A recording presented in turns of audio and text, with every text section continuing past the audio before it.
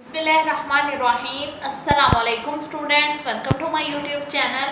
मैं टॉपर। कैसे हैं आप सब लोग? आई होप आप सब ठीक होंगे। चलिए स्टार्ट करते हैं बच्चे आज का लेक्चर। तो बच्चे आज हम यूनिट नंबर 3 की जायज़ा मशक सॉल्व करेंगे। तो जायज़ा मशक में सवाल नंबर 1 की स्टेटमेंट देखिए। हर बयान के नीचे 4 जवाब दिए गए हैं, सही जवाब के गिर्द दायरा लगाएं। सबसे पहले क्वेश्चन नंबर 1 में एमसीक्यूज है, एमसीक्यूज सॉल्व करेंगे। पार्ट 1 देखिए। सेट 1/3, 1/5, 1/7 और आगे चलते जा रहे हैं कि तरकीब सेट साज सूरत क्या है। अब उन्होंने हमें ये ऑप्शन दिए हुए हैं और हमें पूछा है कि इसकी तरकीब सेट साज सूरत क्या है। तो जी बच्चे, ये पार्ट 1 की स्टेटमेंट है और ये वाला ना इसका ऑप्शन नंबर बी है। अगर हम इस ऑप्शन के मुताबिक इस पार्ट को सॉल्व करके देखें, देखिए ऑप्शन नंबर बी क्या है। x such that x equal 1/2n + 1, जबकि n बिलोंग कर रहा है, n ताल्लुक रख रहा है w से। अब w बच्चे किसे कहते हैं? मुकम्मल अदाद का सेट। मुकम्मल अदाद कौन से होते हैं? जो 0 से स्टार्ट होते हैं और आगे चलते जा रहे हैं। ठीक है, सबसे पहले हम ये वाली वैल्यू लिखेंगे 1, 2n + 1। अब उन्होंने क्या कहा है?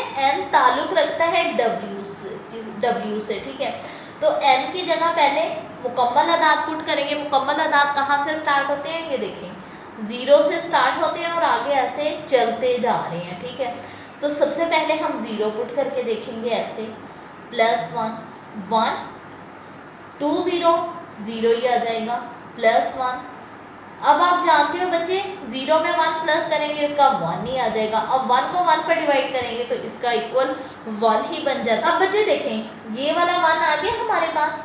अब हम 1 पुट करके देखेंगे। पहले हमने 0 पुट किया, लेकिन अब हम 1 पुट करके देखेंगे ऐसे, 1 2 n की जगह 1 पुट कर देंगे, +1 1 वैसे के वैसे ही, 2 1 2 +1 2 में 1 प्लस करेंगे तो इसका कितना आ जाएगा? 1/3।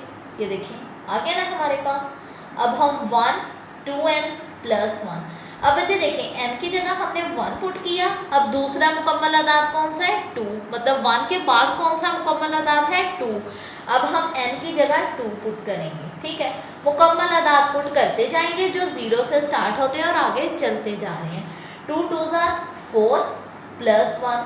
अब 4 में 1 प्लस करेंगे तो इसका कितना आ जाएगा? 5, 1/5। ये देखिए ये आ गया हमारे पास। और 1 2n + 1। अब इधर बचे n में हमने 2 प्लस किया। अब 2 के बाद अगला मुकम्मल अदाद कौन सा है? 3। अब हम 3 पुट करेंगे, 1 3 2 6 +1 1 6 में 1 प्लस करेंगे तो इसका आ जाएगा 1/7। आ गया ना हमारे पास ये वाला भी। और आगे ऐसे ये चलते जा रहे हैं। इसका क्या मतलब है कि ऑप्शन बी जो है वो बिल्कुल हमारा दुरुस्त है। ठीक है, तो इधर हम ऑप्शन बी पर टिक लगा देंगे। पार्ट 2 देखें। अगर ए इक्वल खाली सेट हो तो पावर सेट ए बराबर है। ये पी को बच्चे कहते हैं पावर सेट। अब हमने बताना है कि अगर ए खाली सेट हो तो पावर सेट ए किसके बराबर है। ये समझ लें ए हमारे पास खाली सेट है। अब पावर सेट ए का मालूम करना है। तो बच्चे जब भी पावर सेट लिखते हैं ना तो उसे ऐसे कर्ली ब्रैकेट के साथ लिखते हैं।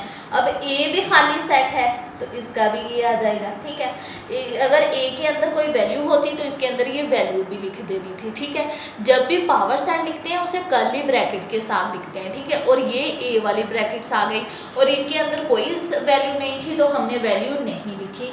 तो इसका कौन सा ऑप्शन करेक्ट होगा? Option number C. ठीक है, अब पार्ट 3 देखिए। अगर u इक्वल 1 2 3 4 5, a इक्वल 1 2 3 और b इक्वल 3 4 5 हो तो u माइनस a तकाते b बराबर है। ठीक है, अब ये क्वेश्चन हम सॉल्व करते हैं, फिर हम इसका आंसर बताएंगे। अब बच्चे ये ऐसे उन्होंने हमें स्टेटमेंट दी हुई है, हमने u माइनस a तकाते b मालूम करना है। पहले ब्रैकेट वाली वैल्यू सॉल्व करेंगे जो कि है a तकाते b। a की साइड a की वैल्यू लिख लेंगे ये वाली, तकाते b की साइड b की वैल्यू लिख लेंगे ये वाली जो उन्होंने हमें स्टेटमेंट दी हुई है। अब बच्चे आप लोग जानते हो जब हम तकाते लेते हैं तो वो वैल्यू लिखते हैं जो मुश्तरिक हो, यानी जो दोनों में हो। अब आप देखें 1 इसमें नहीं है, 2 भी नहीं है, अब 3 देखें, 3 इसमें भी है और इसमें भी है, मुश्तरिक है ना, तो इसका टकाते क्या आएगा 3, ठीक है। अब हमारे पास पूरी वैल्यू क्या है, अब हमारे पास पूरा पार्ट क्या है जो हमने सॉल्व करना है, u माइनस a टकाते b। अब हम u के साइड u की वैल्यू लिख लेंगे जो कि है 1 2 3 4 5 माइनस a टकाते b की साइड a टकाते b का आंसर लिख लेंगे जो हमने अभी मालूम किया है। अब बच्चे आप लोग जानते हो जब हम माइनस करते हैं तो वो वैल्यूज लिखते हैं जो u में हो लेकिन साथ वाले सेट में ना हो। अब u में 1 है, साथ वाले सेट में नहीं है तो 1 भी लिख लेंगे, 2 भी साथ वाले सेट में नहीं है तो 2 भी लिख सकते हैं, 3 दोनों में है 3 को नहीं लिखेंगे, 4 भी साथ वाले सेट में नहीं है तो उसे भी लिख सकते हैं, 4 के बाद 5 भी साथ वाले सेट में नहीं है तो 5 भी लिख सकते हैं। ये इसका आंसर आ गया 1 2 4 5। ये देखिए ऑप्शन नंबर ए, ठीक है, 1 2 4 5। अब बच्चे इसका नेक्स्ट पार्ट देखें, अगर ए और बी मुतकाबिक सेट हों तो एन ए माइनस बी बराबर है, मतलब एन ए माइनस बी हमने देखना है कि किसके इक्वल है अगर ए और बी मुतराबिक सेट हों, ठीक है। अब बच्चे देखें आपकी बुक के पेज नंबर 44 पर ये देखें ये वाले जो है मुतकाबिक सेट हैं। अब इनमें से देखें एन ए माइनस बी, ये देखें n A minus B equal n A minus N A टकाते बी, तो ये किसके इक्वल होगा, ये देखें n A minus N A टकाते बी के, ठीक है।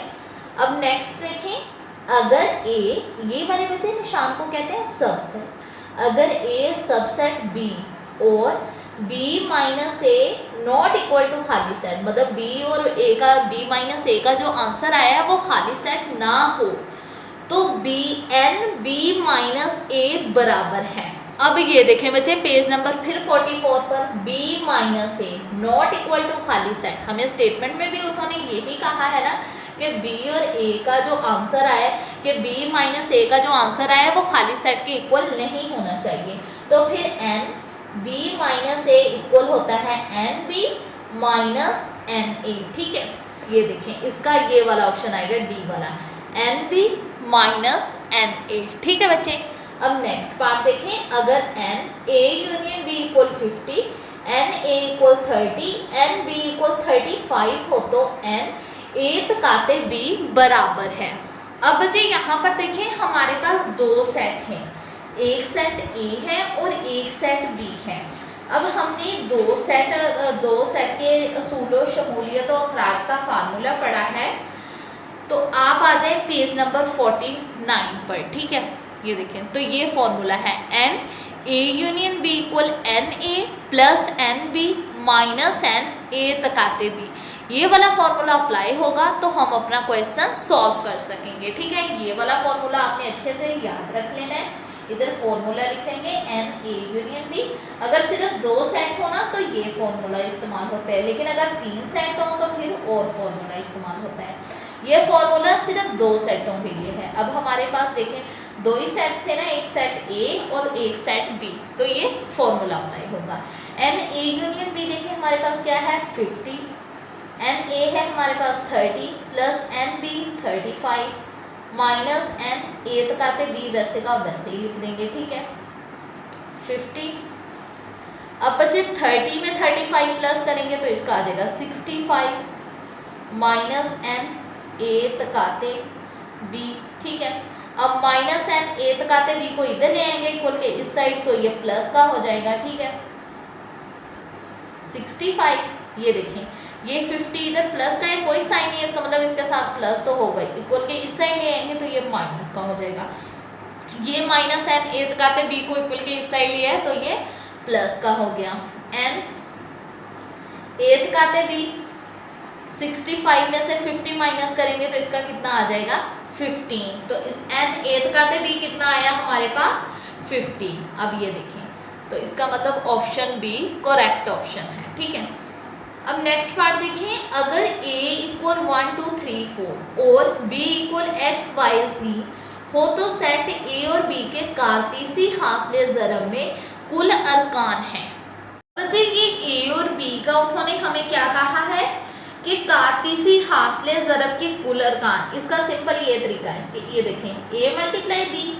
अब हमने देखना है कि a में कितने अरकान हैं, ठीक है। ये देखें 1 2 3 4, 4 अरकान है, 4 लिख लिया मल्टीप्लाई। अब b के कितने अरकान हैं 1 2 3 3, 4 3 12। तो a b के हासले ज़रब के अरकान कितने होंगे 12, ये वाला, ठीक है बच्चे। अब नेक्स्ट पार्ट देखें, अगर F x equal x square minus 3x plus 2 हो तो एफ ए प्लस 1 की कीमत है। अब बच्चे यहाँ पर ऐसे हमारे पास स्टेटमेंट है, ये देखें एफ एक्स की जगह है ए प्लस 1। इसका क्या मतलब है, जहाँ जहाँ पर x है वहाँ वहाँ पर क्या पुट करना है a प्लस 1। यहाँ पर ऊपर मुरब्बा है यानी स्क्वायर, स्क्वायर लगा देंगे। माइनस 3 के साथ x है तो a प्लस 1 लिख देंगे प्लस 2। अब बच्चे यहाँ पर देखें a प्लस 1 का ब्रैकेट लगाकर स्क्वायर है तो यहाँ पर फॉर्मूला अप्लाई होगा। कौन सा फॉर्मूला अप्लाई होगा, a plus B square equal A square plus B square plus 2ab, ठीक है। अब यहाँ पर a वाली वैल्यू कौन सी है, a ही है, तो इधर a का स्क्वायर प्लस b का स्क्वायर यानी 1 का स्क्वायर, ठीक है। b वाली वैल्यू 1 है प्लस 2 फॉर्मूले का, a वाली वैल्यू a ही है और b वाली वैल्यू क्या है 1, ठीक है। माइनस ये 3 भी a के साथ मल्टीप्लाई हो रहा है, 3 को a के साथ मल्टीप्लाई करेंगे 3a प्लस माइनस 3 को 1 के साथ मल्टीप्लाई करेंगे तो इसका 3 आ जाएगा प्लस 2। a का स्क्वायर लेंगे a स्क्वायर, 1 का स्क्वायर लेंगे 1 ही आ जाएगा प्लस 2 को a के साथ मल्टीप्लाई करेंगे इसका आ जाएगा 2a minus 3a minus 3 plus 2, ठीक है। a का स्क्वायर प्लस 1। अब बच्चे ये देखें ये दोनों वैल्यू a वाली है ना तो इसे सॉल्व कर सकते हैं। 2a माइनस 3a, 2a के साथ प्लस है प्लस माइनस 3 में से 2 माइनस करेंगे इसका आ जाएगा 1a। 1 साथ लगाएं ना लगाएं इससे कोई फर्क नहीं पड़ता। बड़ी वैल्यू 3 माइनस का साइन तो यहाँ पर भी क्या लगेगा माइनस, तो यहाँ पर क्या आ जाएगा माइनस a प्लस माइनस 3 में से 2 माइनस किया 1, बड़ी वैल्यू 3 माइनस का साइन तो इधर भी क्या लग गया minus. a square plus 1 minus 1 एक दूसरे से कट गया, a स्क्वायर माइनस a, ये बच्चे आ गया इसका आंसर। अब हम ऑप्शंस में ढूंढेंगे, ये देखिए a square minus a option number D. अब नेक्स्ट पार्ट देखें, फर्स्ट करें F x equal 3x plus 1, अगर एफ एक्स इक्वल 28 हो तो x की कीमत मालूम करें, ठीक है। अब बच्चे नेक्स्ट पार्ट देखें, यहाँ पर उन्होंने हमें ऐसे स्टेटमेंट दी हुई है F x equal 3x plus 1, लेकिन उन्होंने कहा है एफ एक्स इक्वल 28, तो एफ एक्स की जगह 28 पुट कर देंगे इक्वल 3x प्लस 1। 28 को इधर ही रहने देंगे, प्लस 1 को इक्वल के इस साइड ले आएंगे तो ये माइनस का हो जाएगा। अब 28 में से 1 माइनस करेंगे 27 इक्वल 3x। अब 3 देखें x के साथ मल्टीप्लाई हो रहा है, इक्वल के इस साइड ले आएंगे तो इधर आके ये डिवाइड हो जाएगा। 3 1 3, 3 9 27, तो x का क्या आंसर आ जाएगा x इक्वल 9, ठीक है।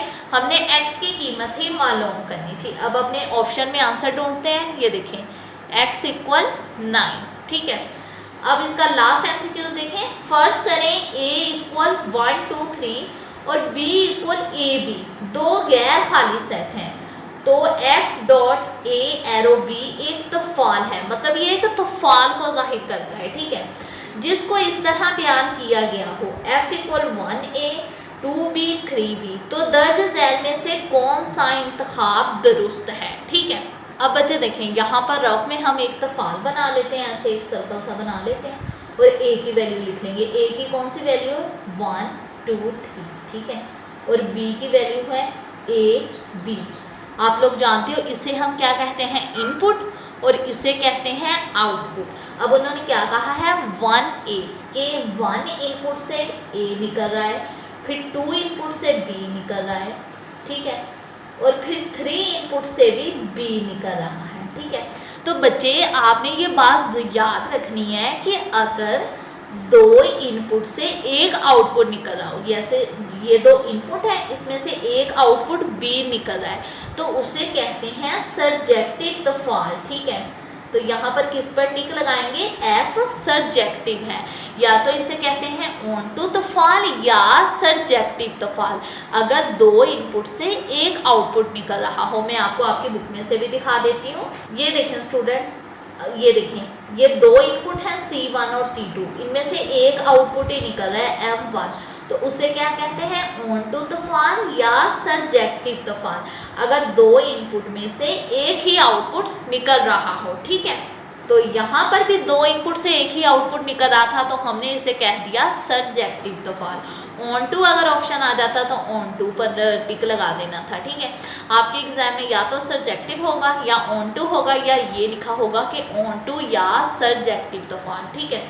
अब बच्चे चलते हैं नेक्स्ट क्वेश्चन की तरफ, क्वेश्चन नंबर 2 की तरफ। तो जी स्टूडेंट्स, जायजा मशक में सवाल नंबर 2 की स्टेटमेंट देखें, दर्ज झैल को अंदराजी तरीका में लिखें। इसकी पार्ट 1 की स्टेटमेंट देखें, x, ये वाली लाइन को कहते हैं such that x equal to n। ये जो n है यहाँ पर ये नंबर्स को जाहिर करता है, n बिलोंग्स टू, ये e को कहते हैं बिलोंग्स टू यानी ताल्लुक रखता है कैपिटल N से। ये बच्चे बड़े N को कहते हैं कुदरती अदाद, ठीक है। और कुदरती अदाद वो होते हैं जो 1 से स्टार्ट होते हैं और आगे चलते जा रहे हैं। हमें नहीं पता कि इनकी लिमिट कितनी है, हद कितनी है। ये 1 से स्टार्ट होते हैं और आगे चलते जा रहे हैं, ठीक है। अब एक रफ पेज पर इसे सॉल्व करते हैं। ये देखें, उन्होंने कहा है 2n, लेकिन जो n है वो ताल्लुक रखता है कुदरती अदा से। ये कैपिटल N को कहते हैं कुदरती नंबर। तो सबसे पहला कुदरती नंबर क्या है, ये देखें, 2n की जगह 1 पुट कर देंगे, 2 1s are 2, ठीक है। फिर इसके बाद दूसरा कुदरती अदा 2, 2 2s are 4, ठीक है। n की जगह कुदरती अदाद पुट करते जाएंगे, क्योंकि उन्होंने हमें स्टेटमेंट में कहा है कि n ताल्लुक रखता है कुदरती अदाद से, ठीक है। 2, अब n की जगह ऐसे 3 पुट कर देंगे, 3 2s are 6, 2 n की जगह 4 पुट कर देंगे, 4 2s are 8, ठीक है। अब ये जो हमारे पास नंबर्स है ना बच्चे, ये इसके अंदराजी तरीका वाले नंबर हैं। यहाँ पर हम लिख देंगे 2 4 6 8 और ऐसे आगे डॉट्स लगा देंगे कि आगे ये चलते जा रहे हैं, क्योंकि ना इधर उन्होंने हमें हद नहीं बताई कि किस हद तक कुदरती नंबर्स हैं। उन्होंने बस यही कहा है कि n ताल्लुक रखता है कुदरती अदाद से, तो आगे ये चलते जा रहे हैं, ठीक है। अब बच्चे नेक्स्ट पार्ट की स्टेटमेंट देखें, x such that x equal 2m plus 1, m ताल्लुक रखता है n से यानी कुदरती अदाद से। अब यहाँ पर उन्होंने हमें ऐसे दिया हुआ है 2m प्लस 1, लेकिन जो m है वो किससे ताल्लुक रखता है, कुदरती अदाद से। तो m की जगह हम कुदरती अदाद पुट करेंगे, 1 से स्टार्ट होते हैं, ठीक है। 2 1s are 2 प्लस 1, 2 में 1 प्लस करेंगे, इसका कितना आ जाएगा 3, 2, अब 1 पुट किया था, अब हम 2 पुट करेंगे, प्लस 1, 2 2s are 4 प्लस 1, 4 में 1 प्लस करेंगे तो इसका कितना आ जाएगा 5, 2, अब यहाँ पर 2 पुट किया था, अब यहाँ पर 3 पुट कर देंगे, मतलब कुदरती अदाद पुट करते जाएंगे m की जगह, क्योंकि उन्होंने हमें कहा है कि m बिलोंग टू कुदरती अदाद, ठीक है। 3 2s are 6 प्लस 1, 6 में 1 प्लस करेंगे 7, 2, अब ऐसे 4 तक पुट कर लीजिएगा, इसके आगे ना जाइएगा, ठीक है, क्योंकि आगे ये चलते जा रहे हैं, इसमें भी हमें हद नहीं बताई हुई। 4 2s are 8 प्लस 1, 8 में 1 प्लस करेंगे तो इसका कितना आ जाएगा 9, ठीक है बच्चे। ये जो नंबर्स आए हैं ये आ गए इसके अंदराजी तरीका वाले, 3 5 7 9, और 9 के बाद आगे ये चलते जा रहे हैं। हमें नहीं पता कि ये कहाँ ख़त्म हो रहे हैं, क्योंकि उन्होंने हमें इसकी स्टेटमेंट में कोई हद नहीं बताई, सिर्फ ये कहा है कि m ताल्लुक रखता है कुदरती अदाद से। हमें नहीं पता कि ये कहाँ तक जा रहे हैं, लेकिन आगे ये चलते जा रहे हैं, ठीक है। x such that x equal 11n, n belong to w। अब w बच्चे कहते हैं मुकम्मल अदाद को, ठीक है। एक बार मैं आपको आपकी बुक में से भी दिखा देती हूँ। मुकम्मल अदाद वो अदद होते हैं जो 0 से स्टार्ट होते हैं और आगे चलते जा रहे हैं, इनकी कोई लिमिट नहीं होती, ठीक है। जहाँ पर भी आपको ऐसे, ये देखिए, जो मुकम्मल अदाद का सेट होता है ना उसे w से जाहिर करते हैं, और ये 0 से स्टार्ट होते हैं और आगे ये चलते जाते हैं, ठीक है। अब यहाँ पर उन्होंने क्या कहा है 11n, ये देखिए 11n, लेकिन जो n है वो ताल्लुक रखता है w से, ठीक है। अब बच्चे यहाँ पर उन्होंने हमें लिमिट भी बताई हुई है कि जो n है वो लेस देन 11 होना चाहिए, मतलब 11 नहीं शामिल होना चाहिए, 11 से लेस देन होना चाहिए, मतलब 11 से कम, ठीक है। मतलब 11 से कम नंबर्स हमने n की जगह लिखने हैं। जैसे इधर 11n है, अब n की जगह होल मुकम्मल अदाद 0 से स्टार्ट होते हैं, पहले 0 पुट करेंगे, 11 को 0 के साथ मल्टीप्लाई करेंगे 0, फिर इसकी जगह 1 पुट करेंगे, 11 1 11, ठीक है, फिर 2 पुट करेंगे, ऐसे 11 तक पुट करें, ऐसे 11 से बच्चे कम पुट करेंगे, मतलब 10 तक पुट करेंगे, 11 तक नहीं पुट करेंगे।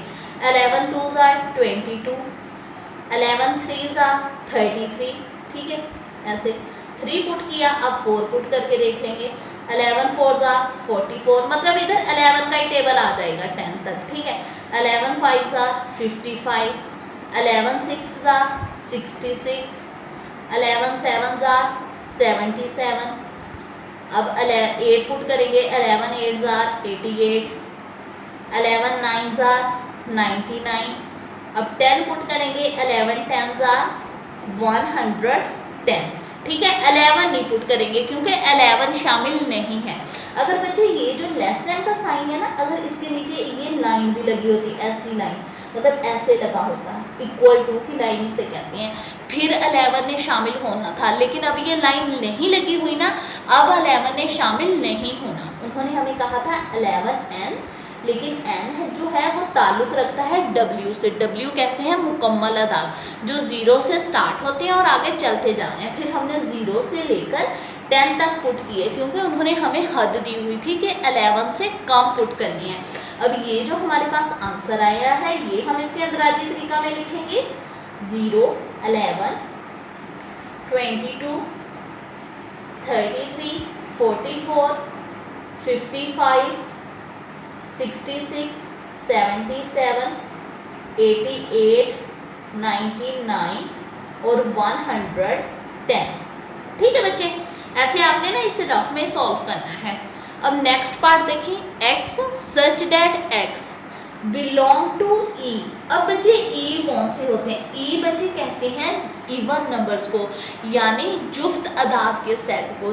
जहाँ पर भी आपको e लिखा हुआ नज़र आ जाए उसका मतलब होता है जुफ्त अदाद, ठीक है। जुफ्त अदाद कौन से होते हैं? 2 4 6 8 10, जो 2 के टेबल पर तकसीम हो जाते हैं इजीली। अब उन्होंने कहा है कि x जो है वो ताल्लुक़ रखता है e से, यानी जुफ्त अदाद से, लेकिन ये उन्होंने ना हमें हद दी हुई है, लेकिन जुफ्त अदाद होने चाहिए 4 और 6 के दरमियान, ठीक है। मतलब 4 भी नहीं शामिल होना चाहिए और 6 भी नहीं शामिल होना चाहिए। 4 और 6 का शामिल क्यों नहीं करना? क्योंकि इधर नीचे ना लेस देन के साइन के नीचे इक्वल टू का साइन नहीं लगा हुआ, ठीक है। ऐसे वाला साइन नहीं लगा हुआ, ये वाली लाइन नहीं लगी हुई, अकेला ये लेस देन का साइन नहीं है। जब आपके पास ऐसा एक ही लेस देन का साइन हो ना, तो फिर आपने ये नंबर्स ना मतलब शामिल नहीं करने होते। अब हमने 4 भी नहीं शामिल करना और 6 भी नहीं शामिल करना। 4 और 6 के दरमियान ना जुफ्त अदद बताने हैं। अब बच्चे 4 के बाद आता है 5, लेकिन 5 जुफ्त अदद नहीं है, 5 तो ताक नंबर है।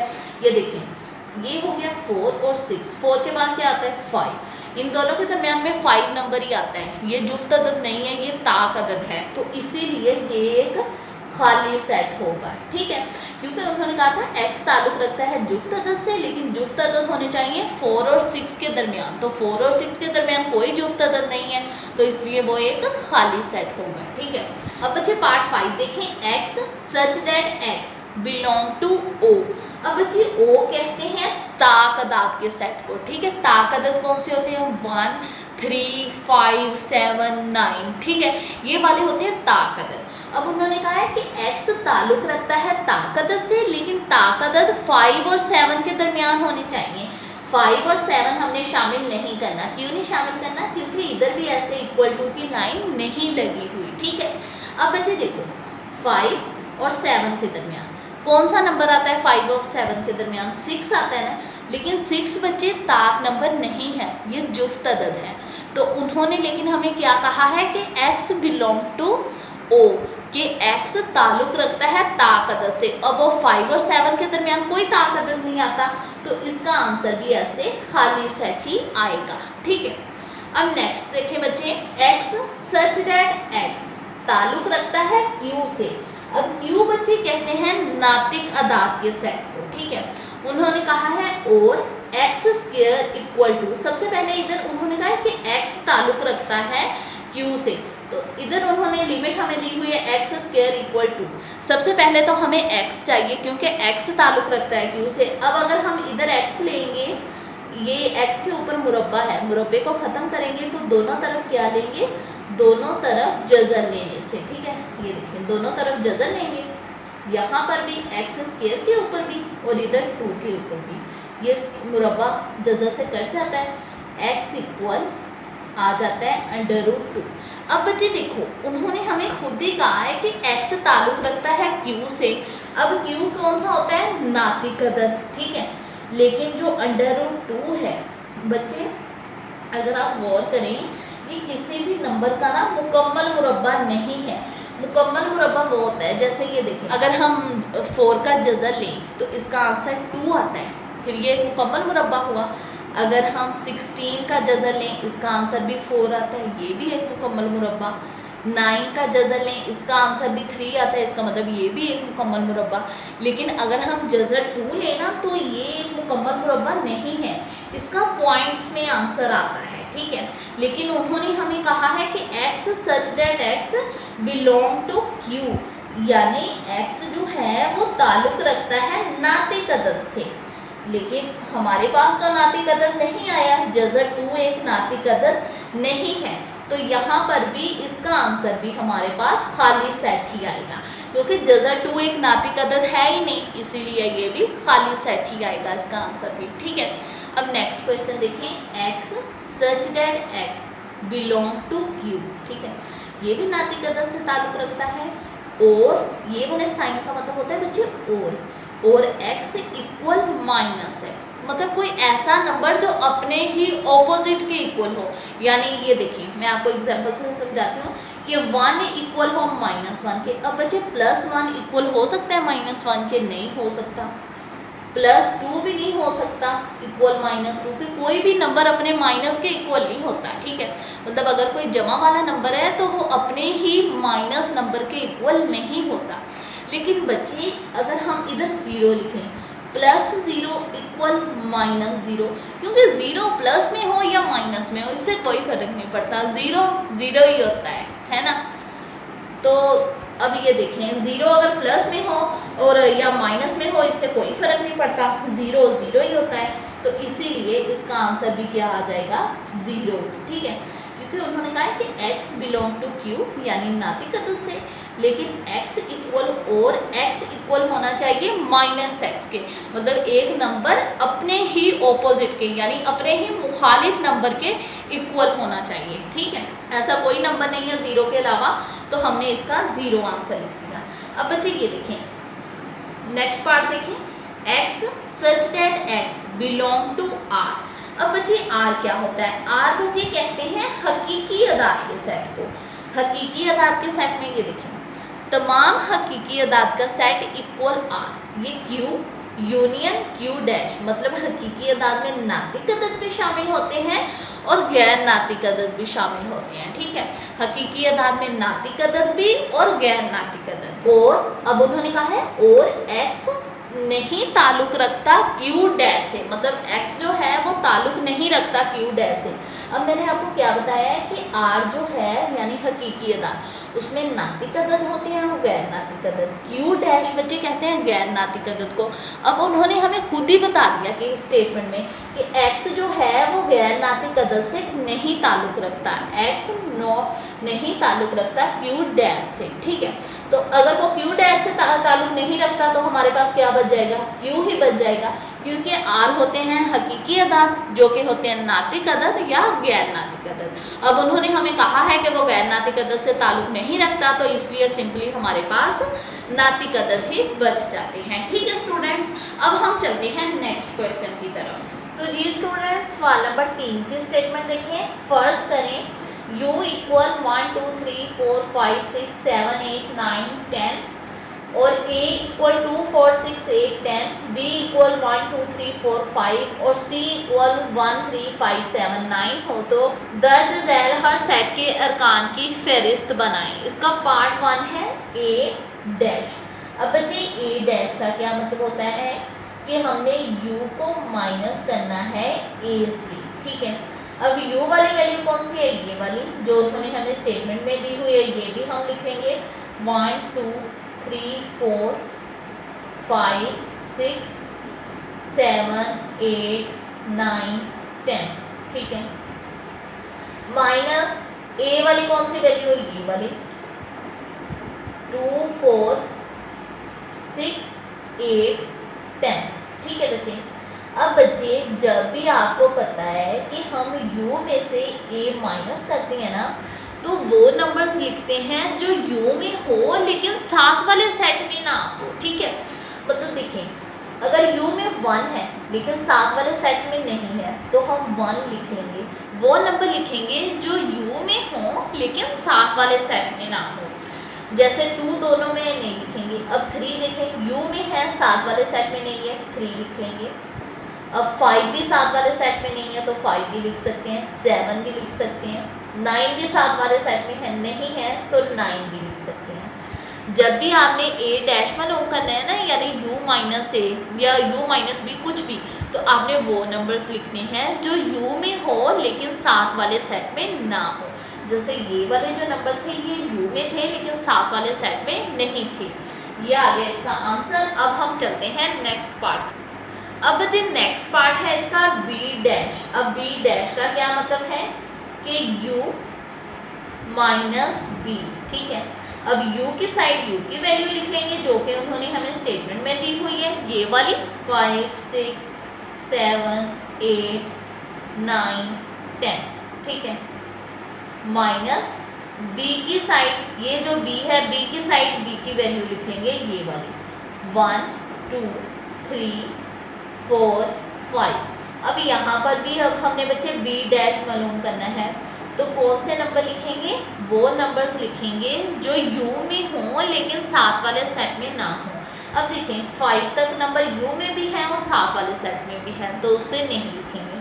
अब 6 u में है लेकिन साथ वाले सेट में नहीं है तो u भी 6 भी लिख सकते हैं, 7 भी लिख सकते हैं, क्योंकि ये जो है ना 6 7 8 9 10 ये u में है लेकिन साथ वाले सेट में नहीं है तो इसीलिए हम ये भी लिख सकते हैं, ठीक है बच्चे।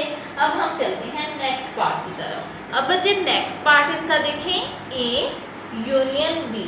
तो a यूनियन b, a की साइड a की वैल्यू लिख लेंगे जो कि उन्होंने हमें स्टेटमेंट में दी हुई है, ये वाली 2 4 6 8 10, ठीक है। यूनियन b की साइड b की वैल्यू लिख लेंगे, ये वाली जो कि है 1 2 3 4 5। अब बच्चे यहाँ पर हमने यूनियन मालूम करना है। आप जानते हो कि जब भी हम यूनियन मालूम करते हैं तो वैल्यू को एक तरतीब के साथ लिख देते हैं। जैसे पहले 1 है 1 लिखेंगे, 1 के बाद 2।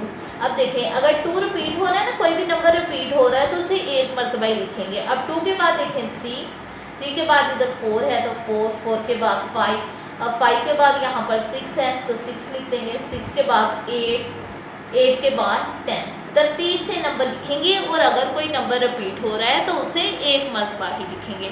अब हम चलते हैं नेक्स्ट पार्ट की तरफ। बच्चे नेक्स्ट इसका पार्ट देखें a माइनस b। a के साइड हम a की वैल्यू लिख लेंगे जो कि उन्होंने हमें स्टेटमेंट में दी हुई है, ठीक है। क्या दिया हुआ है 2 4 6 8 2 4 6 8 10 माइनस और b की साइड b की वैल्यू लिख लेंगे जो कि उन्होंने हमें दी हुई है 1 2 3 4 और 5, ठीक है। यही वाली वैल्यूज जो उन्होंने हमें स्टेटमेंट में दी हुई है, ठीक है। अब जी a माइनस b मालूम करना है। अब हमने a में से माइनस करना है b को, तो जब a में से b माइनस करना है तो हम वो नंबर्स लिखेंगे जो a में हो लेकिन साथ वाले सेट में ना हो, ठीक है। अब बच्चे देखें a में 2 है और b में भी है, लेकिन अगर आप गौर करें कि 6, 8 और 10 ये ए में तो है लेकिन साथ वाले सेट में नहीं है, तो हम इसे ऐसे लिख सकते हैं ना 6, 8, 10। जब भी आपने ऐसे a माइनस बी मालूम करना है ना, मतलब पहले a लिखा हुआ है, इसका मतलब a में से माइनस करना है b को, तो वो नंबर्स लिखने हैं जो a में हो लेकिन साथ वाले सेट में ना हो। जैसे साथ वाले सेट में 6, 8, 10 नहीं था ना, तो इसका ये आंसर आ गया। ठीक है, हमने वो नंबर्स लिखने हैं जो a में हो लेकिन साथ वाले सेट में ना हो। अब चलते हैं इसके नेक्स्ट पार्ट की तरफ। अब बच्चे इसका नेक्स्ट पार्ट देखें, पार्ट 5, जो कि है a तकाते सी। अब हम a की साइड a की वैल्यू लिख लेंगे, ये वाली 2, 4, 6, 8, 10 ऐसे। तकाते c की साइड c की वैल्यू लिख लेंगे, ये वाली स्टेटमेंट वाली, जो कि है 1, 3, 5, 7 और 9। ठीक है बच्चे। अब बच्चे आप लोग जानते हो जब भी हम तकाते मालूम करते हैं तो वो वैल्यूज लिखते हैं जो दोनों में मुश्तरिक हों, यानी जो नंबर्स दोनों में हों। अब आप देखें इनमें से कोई नंबर ऐसा है जो मुश्तरिक हो, ये देखें 2 इसमें है, इसमें नहीं है, 4 भी नहीं है, 6, 8, 10 कोई नंबर नहीं है, मतलब कोई नंबर ऐसा नहीं है जो मुश्तरिक हो, तो फिर इसका क्या आंसर आएगा, ऐसे खालिस है। ऐसे आप ब्रैकेट लगाकर भी शो कर सकते हैं और ऐसे भी कर सकते हैं, क्योंकि इसमें कोई भी नंबर मुश्तरिक नहीं है। अब नेक्स्ट पार्ट देखें इसका। अब नेक्स्ट पार्ट है बच्चे a complement union c complement. ये वाली लाइन को क्या कहते हैं, कॉम्प्लीमेंट। अब a कॉम्प्लीमेंट का क्या मतलब है, इसे डैश भी कुछ लोग कह देते हैं। a कॉम्प्लीमेंट का क्या मतलब है कि u माइनस a, u में से माइनस करना है a को। अब हम u की साइड u की वैल्यू लिख देंगे, ये वाली, और a की साइड a की वैल्यू लिख लेंगे जो उन्होंने हमें स्टेटमेंट में दी हुई है। अब बच्चे हमने a कॉम्प्लीमेंट मालूम करना है, तो कौन से नंबर लिखेंगे जो u में है लेकिन साथ वाले सेट में नहीं है। जैसे 1 देखें, u में है लेकिन साथ वाले सेट में नहीं है, 3 भी साथ वाले सेट में नहीं है, 3 के बाद 5, 5 के बाद 7, 7 के बाद 9। ये ऐसे नंबर्स हैं जो u में हैं लेकिन साथ वाले सेट में नहीं है। ये आ गया इसका a कॉम्प्लीमेंट। अब हम मालूम करेंगे c कॉम्प्लीमेंट। c कॉम्प्लीमेंट का क्या मतलब होता है कि u माइनस c। अब हम u की साइड u की वैल्यू लिख लेंगे जो कि उन्होंने हमें स्टेटमेंट में दी हुई है, माइनस c की साइड c की वैल्यू लिख लेंगे जो उन्होंने हमें स्टेटमेंट में बताई हुई है, जो कि है 1, 3, 5, 7, 9। ठीक है। अब हमने c कॉम्प्लीमेंट मालूम करना है, तो क्या करेंगे, वो नंबर्स लिखेंगे जो u में हों लेकिन साथ वाले सेट में ना हो। जैसे 2 देखें, 2 u में है लेकिन साथ वाले सेट में नहीं है, 2 आ जाएगा। 4 भी साथ वाले सेट में नहीं है, 6 के बाद 8, 8 के बाद 10। ये ऐसे नंबर्स हैं जो u में तो हैं लेकिन साथ वाले सेट में नहीं है। ये आ गया इसका c कॉम्प्लीमेंट। अब उन्होंने क्या मालूम करने के लिए कहा है, a complement union c complement. अब a कॉम्प्लीमेंट की साइड हम a कॉम्प्लीमेंट का आंसर लिख लेंगे जो हमने अभी मालूम किया है, 1, 3, 5, 7, 9 यूनियन c कॉम्प्लीमेंट की साइड c कॉम्प्लीमेंट का आंसर लिख लेंगे जो कि है 2, 4, 6, 8, 10। ठीक है। अब बच्चे आप लोग जानते हो जब हम यूनियन मालूम करते हैं तो क्या करते हैं, वैल्यू को एक तरतीब के साथ लिखते हैं। जैसे पहले यहाँ पर 1 है, 1 के बाद 2, 2 के बाद इधर 3 है तो 3 के बाद 4, 5 के बाद यहाँ पर 6 है तो 6 लिखेंगे। अब 6 के बाद 7 भी है, 7, 8 के बाद अब इधर 9 भी है, 9 भी लिखेंगे। फिर 9 के बाद इधर 10 है तो 10 लिख देंगे। ऐसे वैल्यू को एक तरतीब के साथ लिख देंगे। ये आ गया बच्चे इसका आंसर। अब हम चलते हैं नेक्स्ट पार्ट की तरफ। अब बच्चे इसका पार्ट 7 देखें, a कॉम्प्लीमेंट यूनियन c। पहले हम a कॉम्प्लीमेंट मालूम करेंगे। a कॉम्प्लीमेंट का क्या मतलब है कि u माइनस a। पहले हम क्वेश्चन में मालूम भी कर चुके हैं पिछले पार्ट्स में, लेकिन इस बार न्यू कर लेते हैं ताकि आपको कन्फ्यूजन ना हो। u की साइड u की वैल्यू लिख लेंगे, a की साइड a की वैल्यू लिख ली जो उन्होंने हमें स्टेटमेंट में दी हुई है। ठीक है। अब कौन से नंबर लिखेंगे जो u में हो लेकिन साथ वाले सेट में ना हो। जैसे 1, 3, 5, 7, 9 ये u में है लेकिन साथ वाले सेट में नहीं है, तो ये आ गया हमारे पास a कॉम्प्लीमेंट। अब हमारा पार्ट क्या है, a complement union c। a complement की साइड a कॉम्प्लीमेंट का आंसर लिख लेंगे, ये वाला 1 3 5 7 9, ठीक है। यूनियन सी की साइड सी की वैल्यू लिख लेंगे जो कि उन्होंने हमें स्टेटमेंट में दी हुई है 1 3 5 7 9, क्योंकि सी के ऊपर कुछ नहीं है, इसका मतलब सी की साइड सी की वैल्यू ही लिखनी है, ठीक है। अब बच्चे यूनियन में क्या करते हैं, वैल्यू को एक तरतीब के साथ लिखते हैं। अब यहाँ पर देखें 1 रिपीट हो रहा है लेकिन एक मरतबा ही लिखेंगे, यही इसका आ जाएगा 1 3 5 7 9, ठीक है। अगर नंबर्स रिपीट हो रहे हो तो उसे एक मरतबा ही लिखेंगे। अब बच्चे चलते हैं इसके नेक्स्ट पार्ट की तरफ जो कि फाइनली हमारा लास्ट पार्ट है। अब बच्चे पार्ट 8 देखें, u कॉम्प्लीमेंट। इसका क्या मतलब है कि u माइनस u, तो यहाँ पर अब हम u की वैल्यू लिख लेंगे स्टेटमेंट वाली 1 2 3 4 5 6 7 8 9 और 10, ठीक है। माइनस u की साइड u की वैल्यू लिख लेंगे, ठीक है, फिर यही वाली वैल्यू लिख देंगे।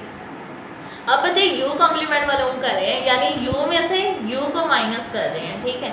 अब आप लोग जानते हो जब अब हम इसमें से इसे माइनस कर रहे हैं तो कौन सी वैल्यू लिखेंगे जो इसमें हो लेकिन साथ वाले सेट में ना हो, लेकिन हम u माइनस u कर रहे हैं ना, तो जो इसमें वैल्यू है वो सारी वैल्यू इसमें है, तो कोई भी ऐसा नंबर नहीं है जो इसमें हो और इसमें ना हो, तो इसलिए इसका क्या आंसर आएगा, खाली सेट, ठीक है, क्योंकि कोई भी ऐसा नंबर नहीं है जो इसमें हो और इसमें ना हो। ठीक है स्टूडेंट्स, तो जी स्टूडेंट्स ये था हमारा आज का लेक्चर। आज हमने अल्हम्दुलिल्लाह जायज़ा मशक में क्वेश्चन नंबर 1 2 3 डिटेल से डिस्कस किया है। आई होप आपको समझ आई होगी। वीडियो अच्छे लगे लाइक, चैनल को सब्सक्राइब और दोस्तों के साथ शेयर करना मत भूलिएगा, और साथ में बेल आइकन को भी प्रेस कर दीजिएगा ताकि मेरी हर नई आने वाली वीडियो का नोटिफिकेशन आपको जब मिल जाए। और जैसा कि आप लोग जानते हो कि पंजाब में तो इस वक्त समर वेकेशन स्टार्ट हो चुकी हैं, तो अब आपका लेक्चर डेली 11 बजे आ जाया करेगा, ठीक है। और कोई भी क्वेश्चन हो कमेंट सेक्शन में लाजमी पूछिएगा, इंशाल्लाह आपके हर कमेंट का रिप्लाई करूँगी। अगर फर्दर क्लैरिफिकेशन चाहिए तो क्या करना है, इंस्टाग्राम पर वॉइस मैसेज, इंस्टाग्राम का लिंक डिस्क्रिप्शन में है, ठीक है। अपना बहुत सारा ख्याल रखिएगा और दुआओं में याद रखिएगा। ओके, अल्लाह हाफिज़।